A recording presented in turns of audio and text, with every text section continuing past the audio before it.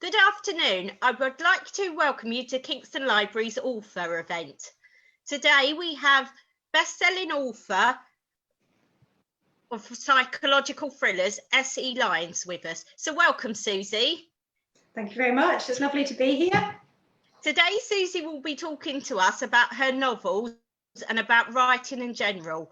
Throughout the interview, I'll be asking Susie questions, and members of the public that are watching today can come in with any questions they may have about her books or writing in general. So if you've got any questions, please post them in the comment section in Facebook and we'll add these in.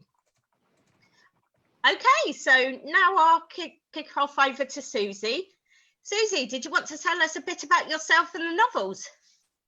Yeah, sure. I started writing, over 10 years ago now, certainly probably about 12 years ago now. And it was when I just got back from, we'd been living in Italy. We lived in Rome for 5 years, and we just got back and my kids went to school and I had a 1-year-old daughter, and my son, my husband went to work. And I was in a new town yet again with no friends, no job.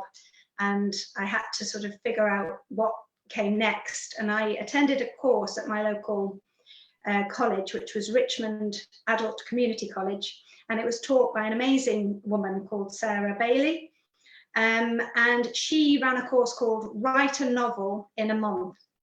And the blurb underneath said, you don't need to be very good. In fact, it's better if you're really not very good at all. You just have to write a lot. And I didn't have any confidence in my abilities, but I'm confident that I can work hard, and I thought, well, volume I can do. So I signed up for that course and wrote the 50,000 words in a month, and it was absolutely awful. In the corner of what I wrote down in the dark corner, there was another narrative that came out of that.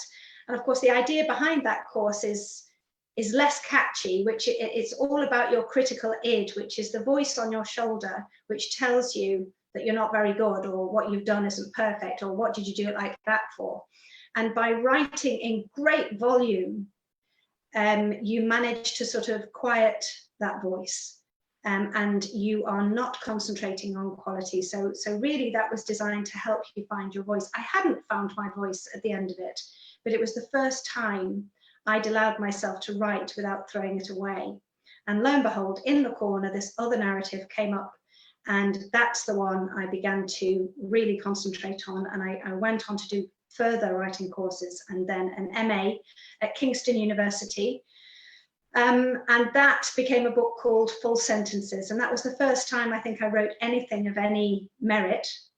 And it eventually got published as my 6th novel, which is called The Lies We Hide. And even to this day, that novel has a very special place in my heart, because it's pulled from the very roots of me.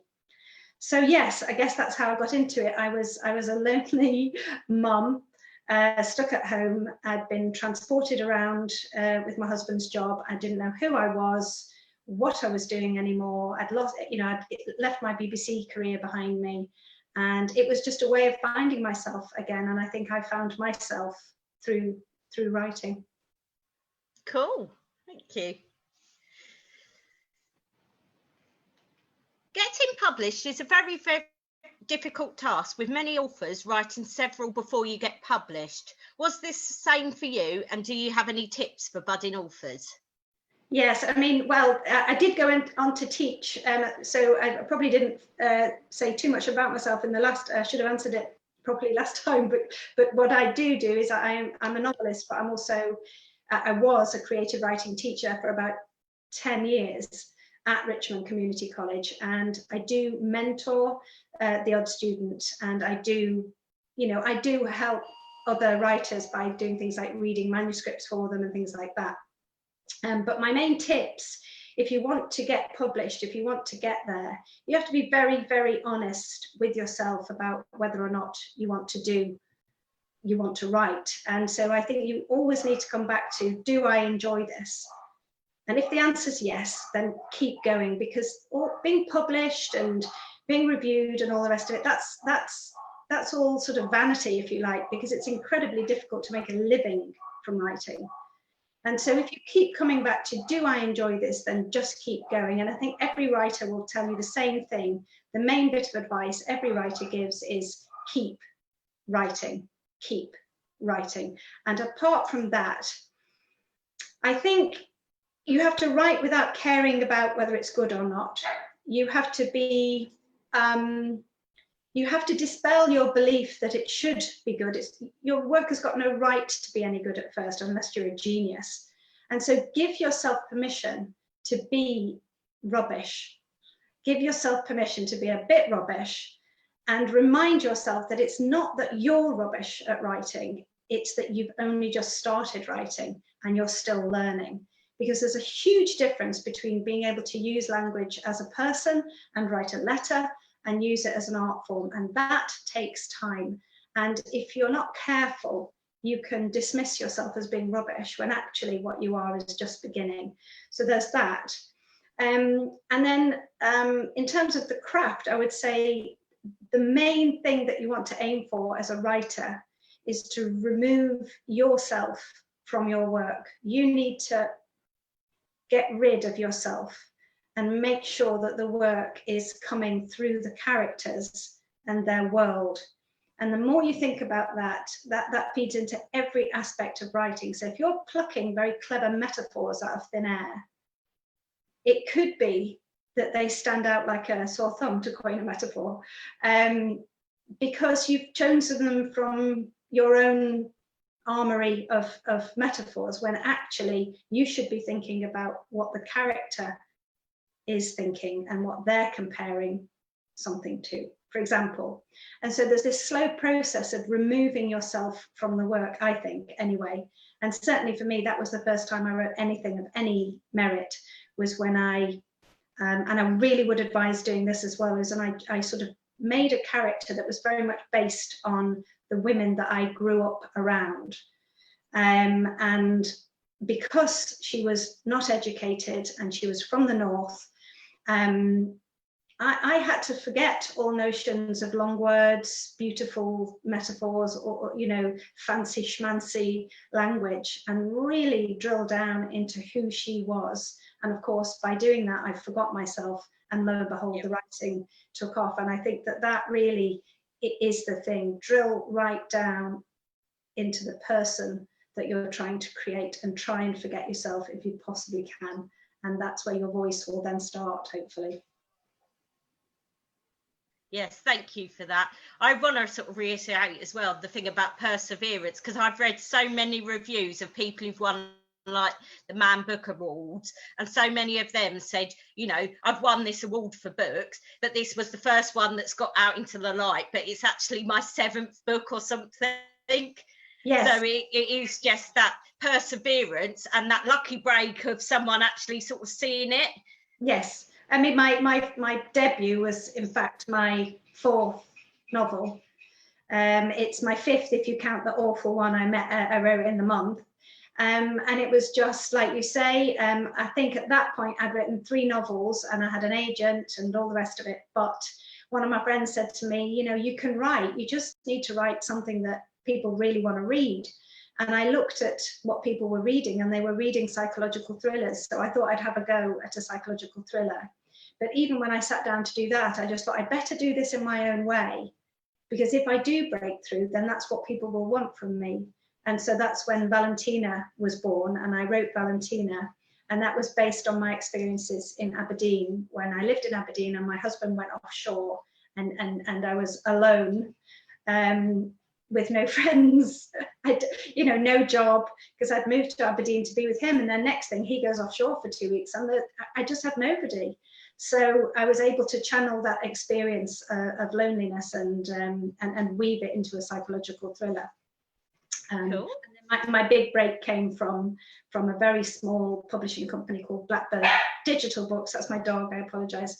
Blackbird Digital Books, and an amazing woman called Stephanie Zia, who just gave me that chance. And you only need one person. You need one person to like what you do and think what you do is good. My dog will stop barking in a minute. It's all right, don't worry. I normally have a toddler climbing on my head. So you're fine. Does Marion want to come in with anything, or if not, I'll carry on?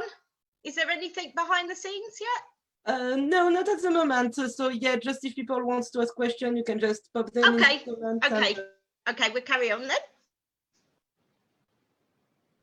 Yes, where have you got the ideas from your books from? Do you base them on personal experiences or people you know? And how much research goes into the books? Well, it varies with every book. My first book, as I said, I based it on my experience of loneliness in Aberdeen, and I always try and create a sense of place. And so there was a real sense of place. I used the beauty of Aberdeenshire and the wild of the countryside. I might have to let my dog in.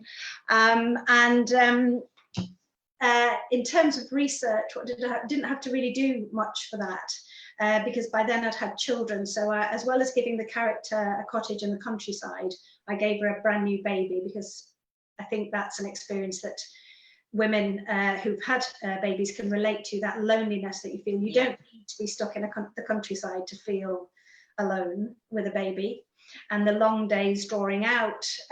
So having him going offshore was specific to that book, but the experience of your husband going off to work and you're at home is universal. So I was drawing on quite universal things. And then Mother, I had to do more. My second book had to do a lot more research for, because that was based, that was about a guy who, on his 18th, on the day that he leaves for university, discovers that he was adopted, because he discovers a piece of paper in an old suitcase in the loft. And so I had to set that in the late 70s, because laws concerning tracing your birth parents changed in the mid 70s. Yeah. And I had to sort of not set it too much later than that, because then you're running into sort of ideas about parenting changing. And so I had to sort of set it with him with slightly older parents who thought it was a good idea to keep that information from him. And then the lucky break with that was I sent him to Leeds University, and I sort of had my initial sort of Google around to see what was going on in the late 70s in Leeds. And of course, it was at the height of the Yorkshire Ripper, who died recently. And so the Yorkshire Ripper, I did a lot of research into him and what the atmosphere was like at that time. And I used that in that book. And actually, it was only meant to be background, but it just kept creeping forward, and in the end it got kind of woven into the text, into the narrative. Yeah, so I don't know what was inspired by that. That was inspired by a story somebody told me about somebody discovering they were adopted by a chance, finding a letter by chance. The Pact was inspired by ideas surrounding social media and parenting teenagers. I was the parent of a teenage girl, and internet safety, and the fact that we are trying to parent in an era of social media, and the social media has gone running ahead and we as parents are behind.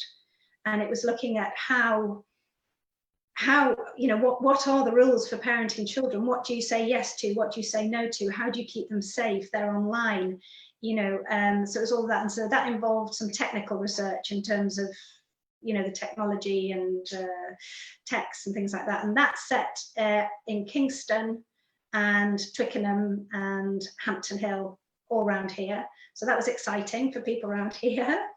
It's always good when you've got local stuff that you know. It makes it more interesting, is it? And actually, you know. So, and then a few of my books are just the odd offhand comment that I think, oh, that's an interesting comment, like the proposal. I read something, an article by Alain de Botton, and he said, if you want to find somebody to love who will love you back, if you want to find your perfect match, you don't ask about star signs, music tastes, anything like that. You have to work from the basis that we're all mad. We're all mad.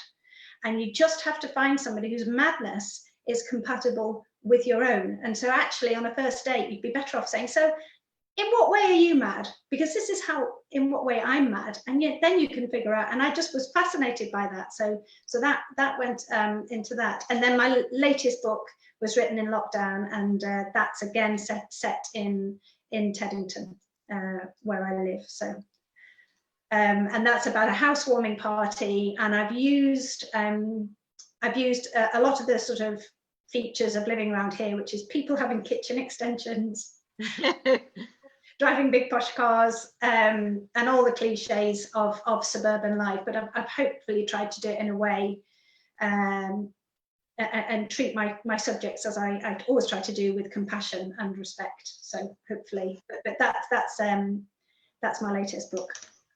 I think we have got some questions, so if I just go and have a quick look. Okay, some questions have come in. Does Susie have a fixed writing schedule, or does she write when ideas come to her?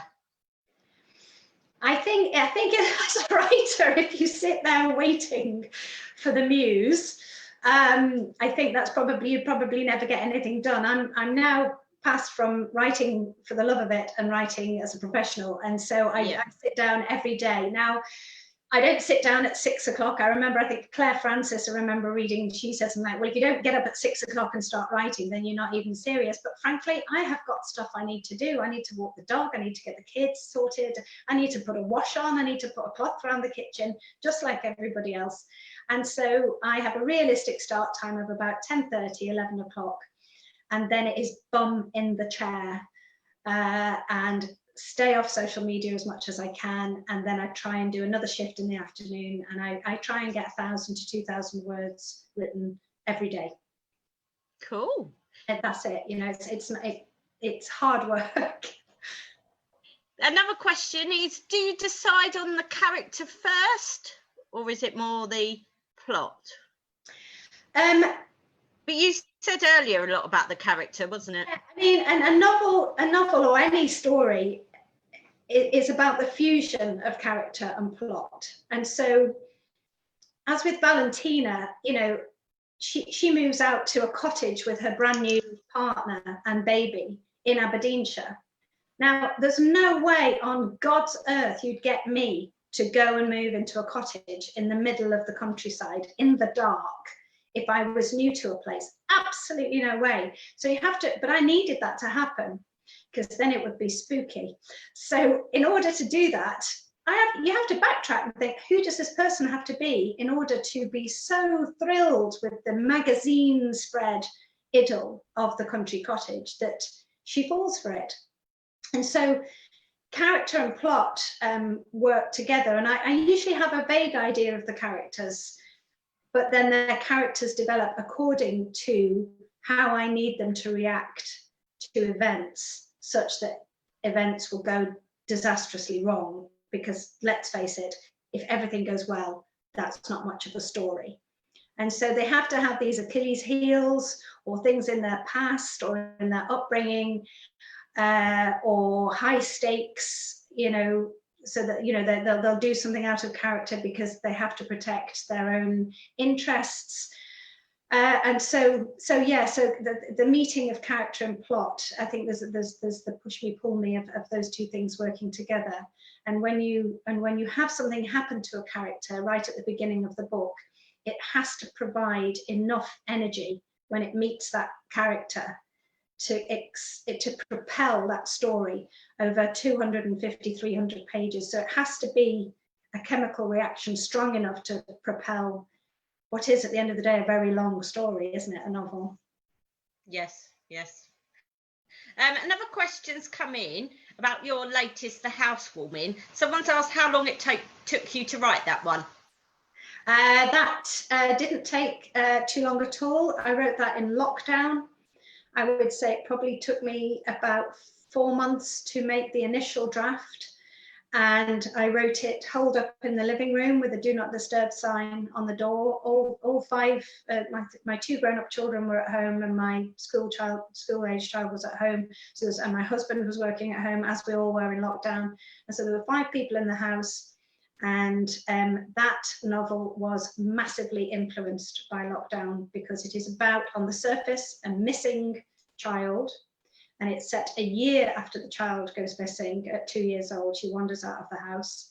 And it's set a year after that, where the neighbours, with the biggest house on the street, throw this amazing housewarming party to show off their new house.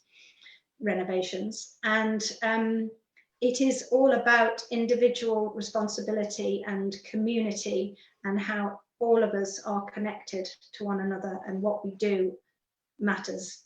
And it was, I was writing it at a time when people were buying themselves 90 toilet rolls.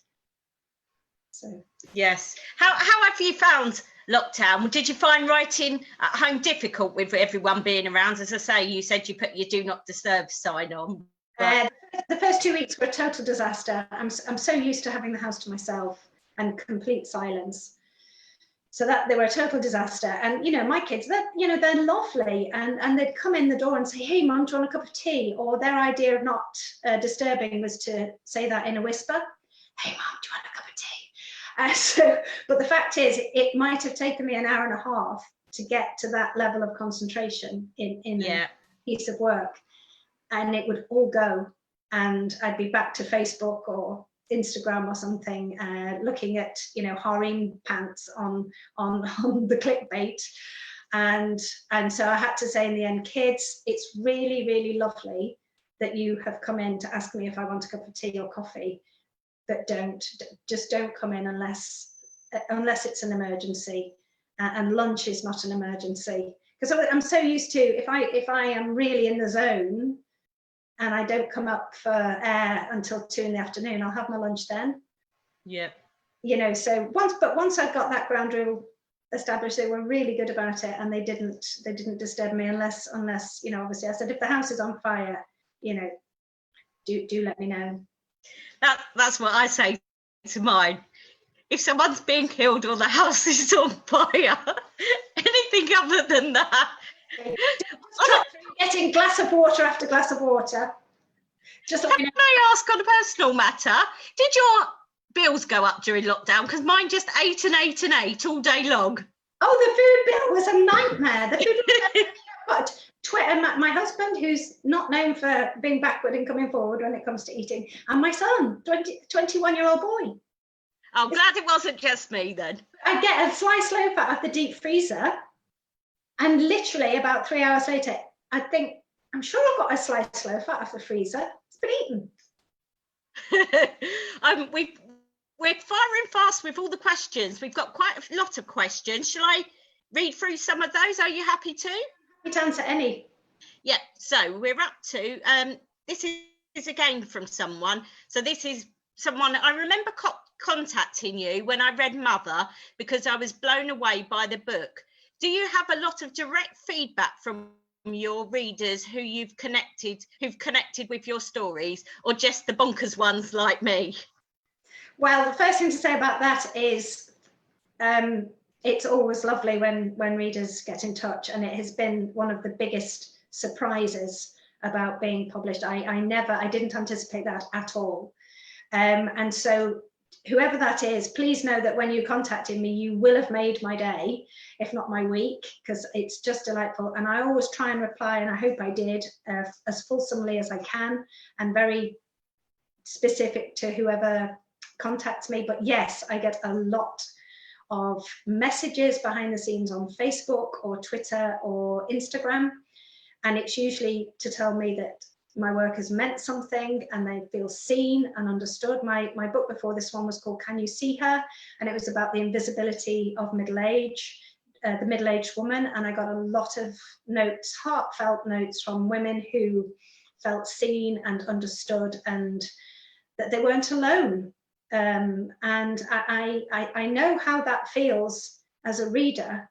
And so to have made people feel like that as a writer it's a very special feeling.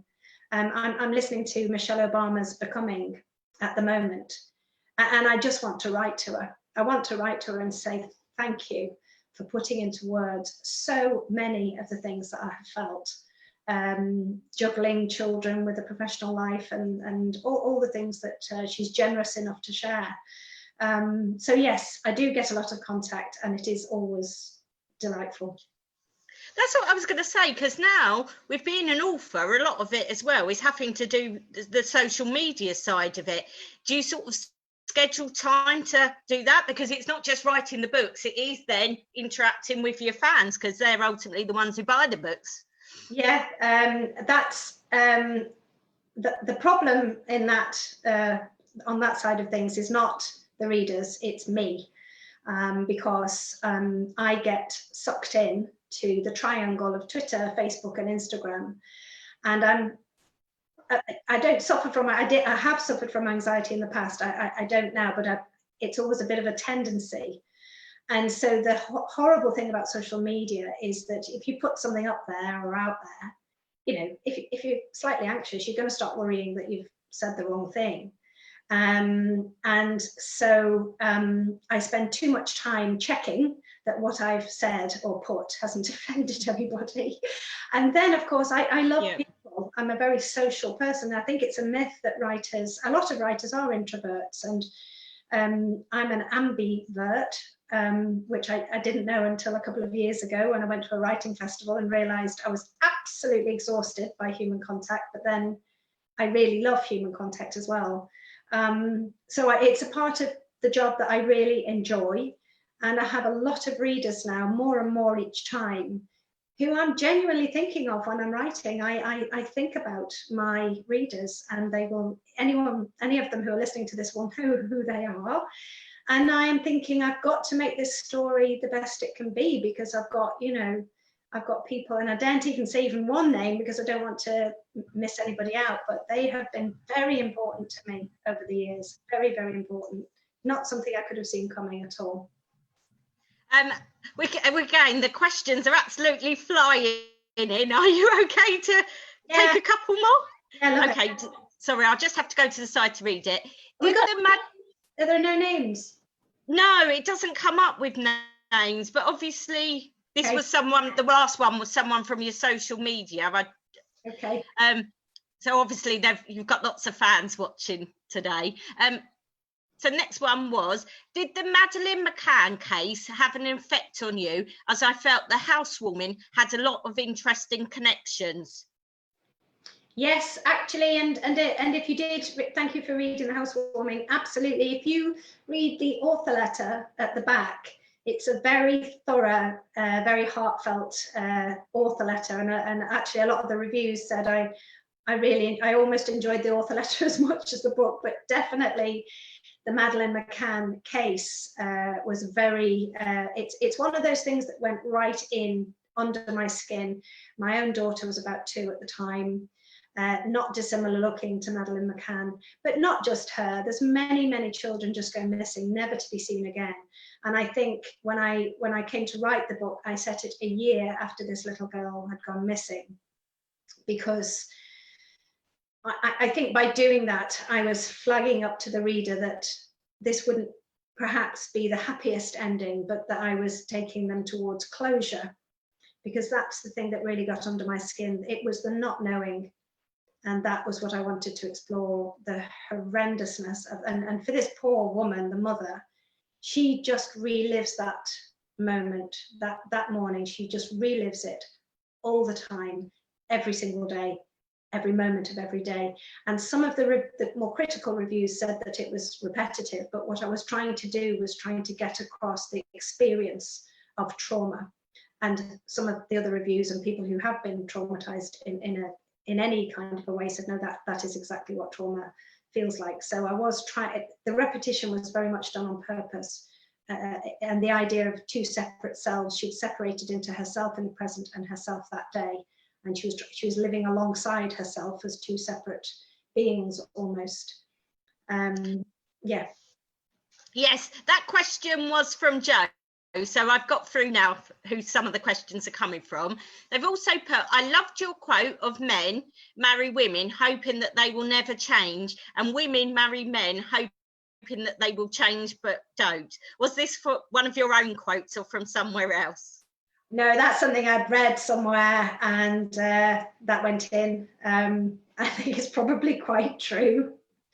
You know, especially around midlife, I think women really have a sort of second coming, as it were, and you know, you see them in the parks with pink t-shirts on, all doing the race for life, or they're doing this, and or they're learning, because I think one of the themes that crops up in my own work is how the hobbling effect of having children. I mean, I have loved having children, I love having children, but I think most women go through that shock. And again, Michelle Obama has expressed it perfectly in her book, that you suddenly, there's certain things that men just can't do. They can't go to the hospital appointments. They can't go for the, you know, the scans and all the rest of it. And suddenly your life is so, it's so turned upside down. And so that's one of the themes that comes into my work time and time again, is how women's, and in the book that I'm writing at the moment, the girl gets pregnant at 15. And it's really looks at how that has a bearing on the rest of her life, because it is handled in the way it is handled in the book, you know, and you know, the lack of support and things like that. So I've forgotten what the question was. Oh, about the Madeleine McCann and the quote. Do you have a favourite of your novels that you've written, and if so, which one and why? I think the one that will always have a place in my heart is Valentina, because it was my debut, and because it was my breakthrough, and I'm still very grateful to Stephanie Zia at Blackbird Digital Books for giving me that chance. I wouldn't say it was now my favourite, but it's certainly one of my favourites. The Housewarming is very dear to me. Oh God, they're all very dear to me. And the thing is, they're all massively dear to me as they go out, because at that moment they are my babies. They are my creative babies. And I think The Housewarming went very deep in terms of the zeitgeist. And I was never going to put COVID in a book. It's too soon. It's too traumatic. Yeah. Couldn't do it. And yet the themes pertaining to COVID-19 went deeply into that book. And it's probably the first time I've got upset while I've been writing it, rather than later while I read it back. Mother is very, they're all very precious. They're all, I can't, it's like asking me to pick a child.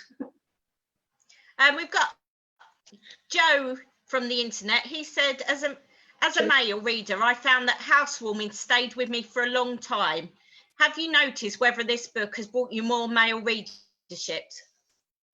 No, I haven't noticed that, but maybe it has. I don't know. It's very much, it's mostly from the mum's perspective, but it's all Ava. But there is quite a lot of the male perspective, and there's a male friendship in there as well, which I really wanted to do. There's a male friendship between Matt and his best friend Neil, and I really love the work of the director Catherine Bigelow, who did The Hurt Locker and Point Break, and she's very fascinated by male friendships.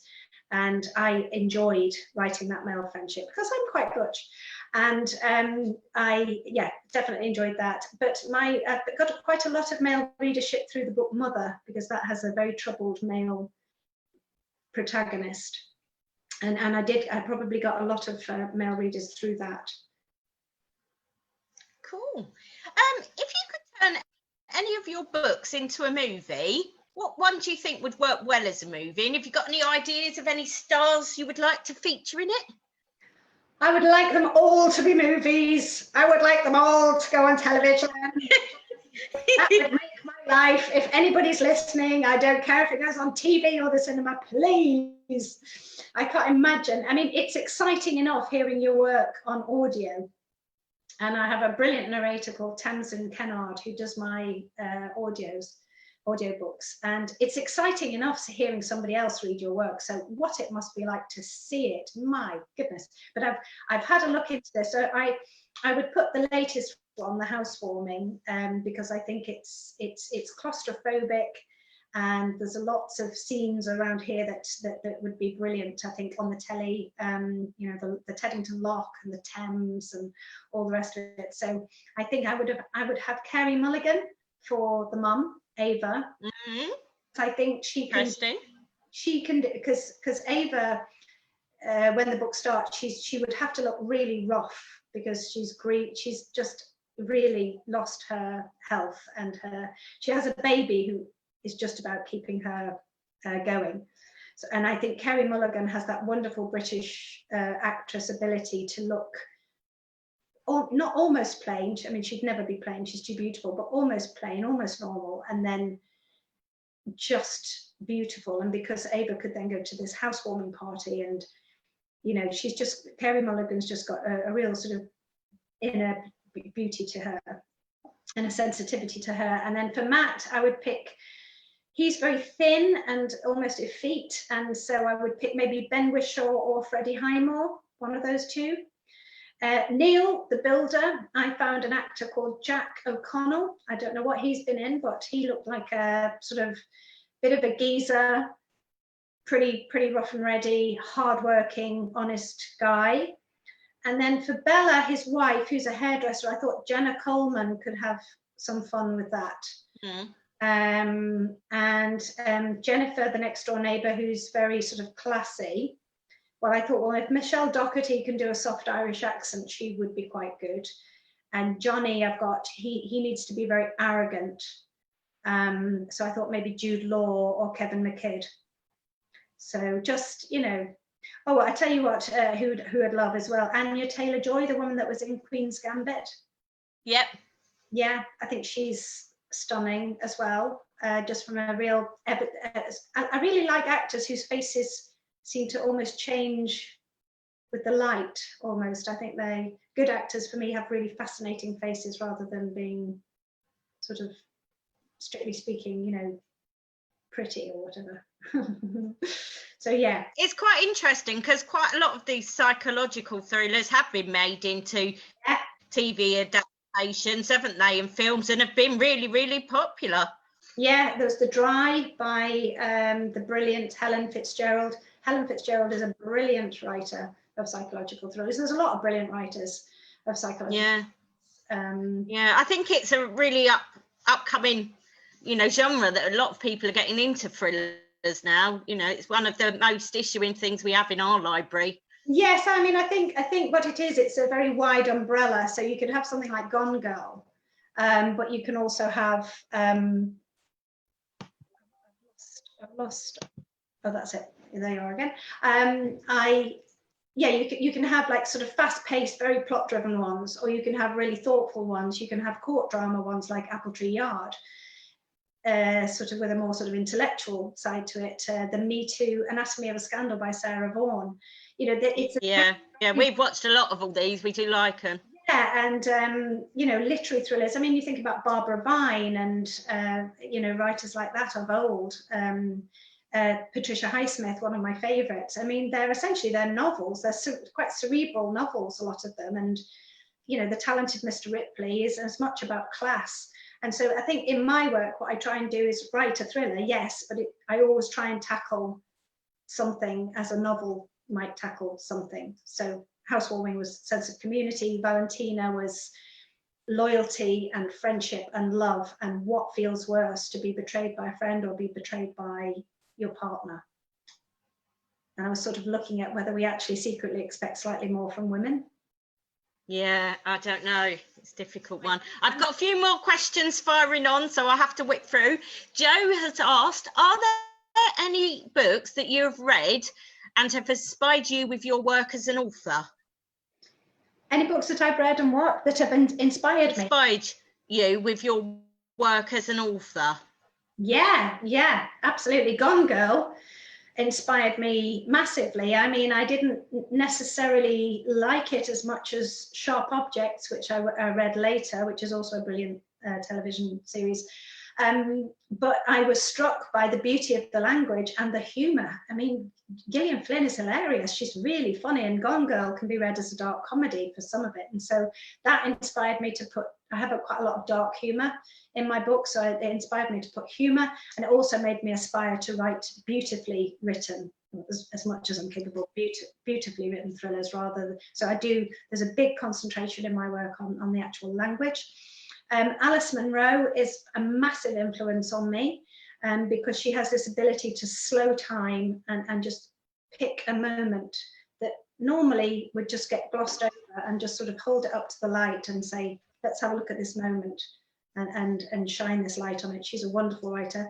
Pat Barker inspired me to be confident about my own voice and where I come from, which is the north of England, working class background. And Pat Barker, her first novel, Union Street, was about working class people in Newcastle in the 1960s. And she put those people into a novel. And so I've been committed to putting normal people, for want of a better word, working class people into novels as well as anybody else.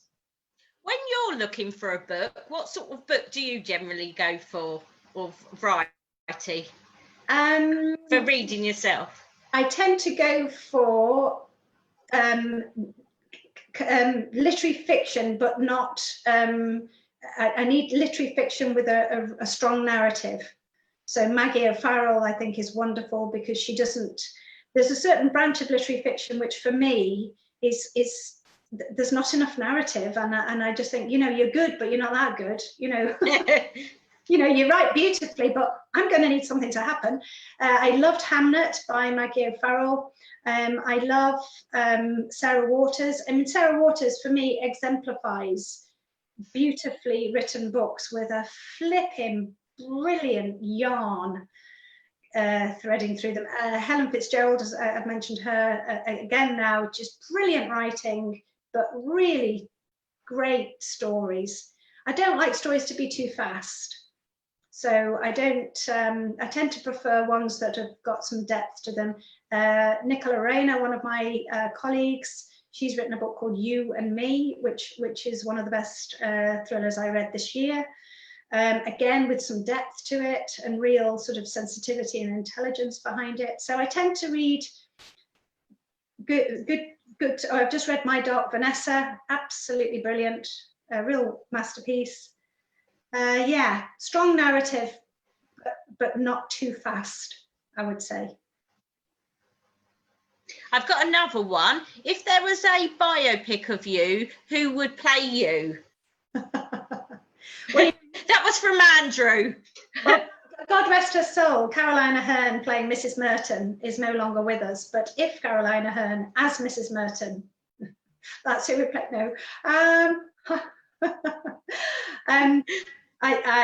I can't. Well, we can always come back to that one. Yeah. So we have a think about it, and we can always let Andrew know. A funny one from Joe. If you could invite 3 people, past, present, or fictional, to a dinner party, who would you invite? Oh my God. 3 people, past, present, and or fictional. Yes. Oh my goodness me. So, oh gosh, Dawn French. Dawn French, Alice Munro, and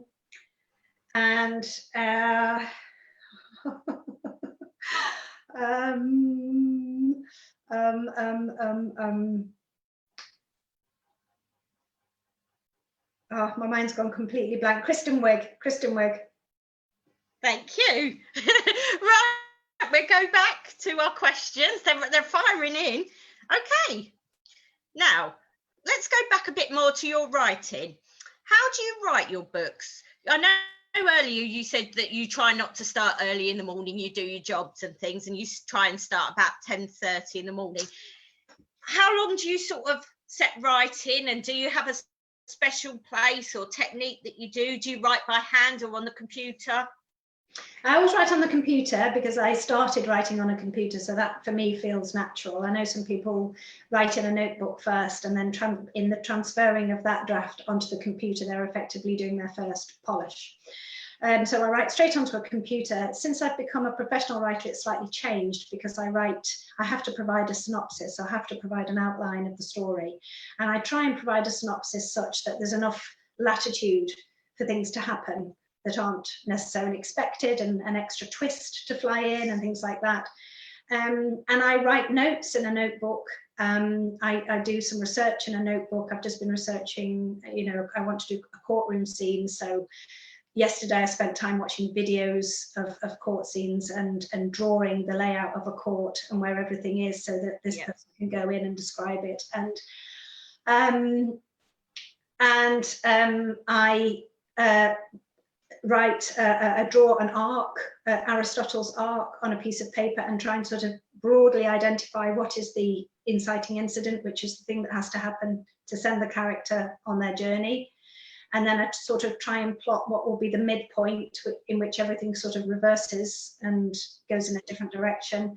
And then the twist, I tend to know what the twist is going to be, or the second twist and the third twist. So sometimes I'll get a third twist right at the end. And then I just go back to my roots, which is with the novel in a month, and I just try and just write and write and write and don't worry. And actually, this time, I don't know what happened, but I didn't do that. And I think I was trying to get it right as I went along.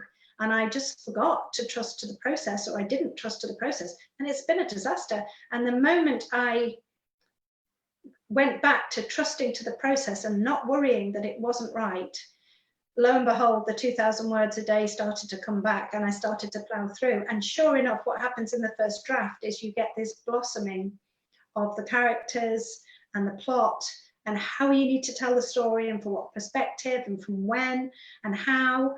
And I can't wait to finish my first draft, because my favorite bit is then the second draft, where I know what the story is, I know what the characters are, and I know what I have to seed in the early parts of the book to then tease through and tie up at the end.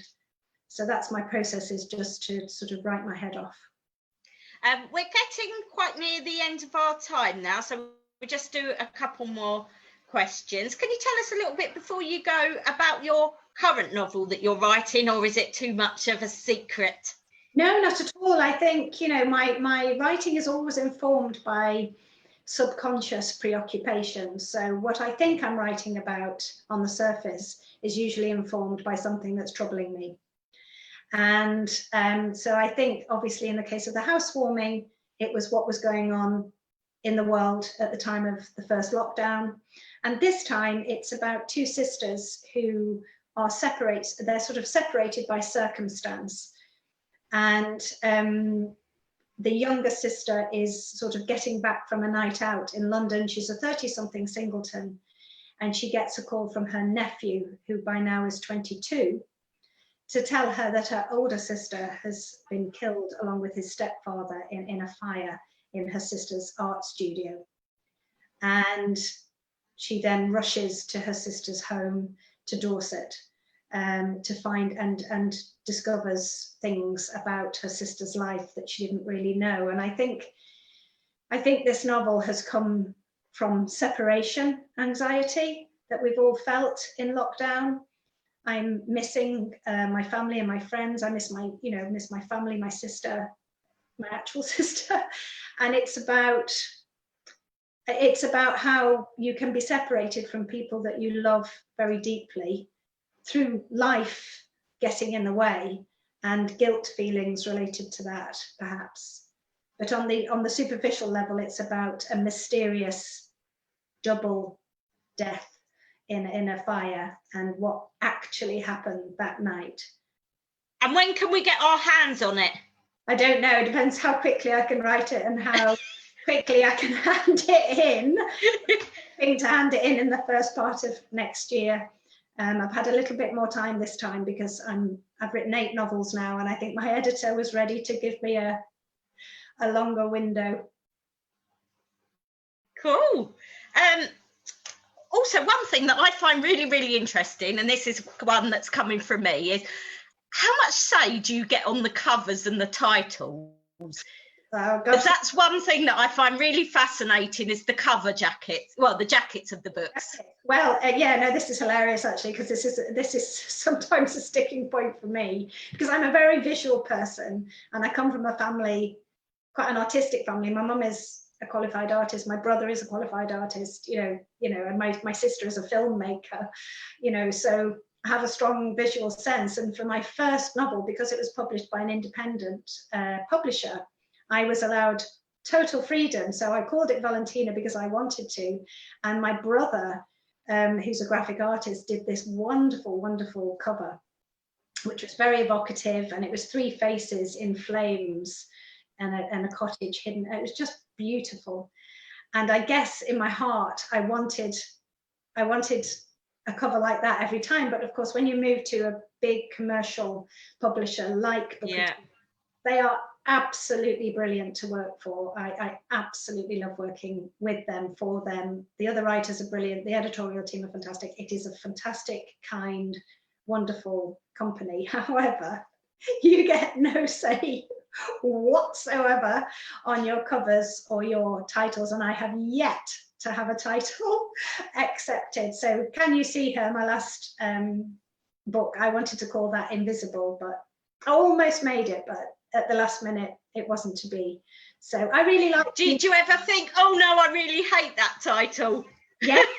Yes, not so much the titles, the covers. I do have. Oh my god, I hate that cover, but I really loved the housewarming cover. I thought it was just perfect, because it was the quintessential posh suburban house with some lights lit in the interior, but nobody at the windows. And so there was the sort of, it was treading that line between an invitation to step inside and a kind of ominous don't step inside sort of.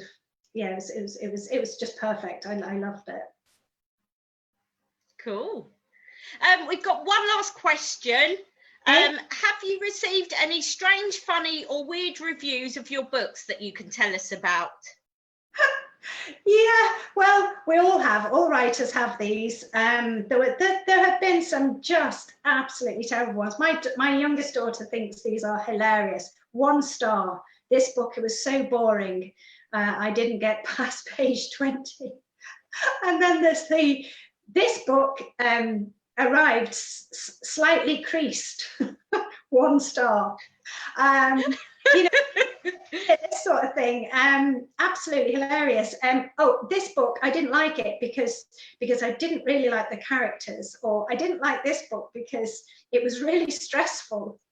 And you think, it's a psychological thriller. It's supposed to stress you out. Perhaps you need a romance. I know. Yes. Oh, it's funny. Funny what people say. But I read things that sometimes people are reviewing even the wrong things. They don't realise what they're reviewing sometimes. Yeah, they say it was fine once I got it out of the packet, and it tasted delicious. And you think, I'm sure that's not my book. Maybe they do. Maybe they're extra tasty pages. Great devourers of literature. Right. Well, I would like to say thank you very much for Susie for joining us on today, which has been a really, really interesting chat.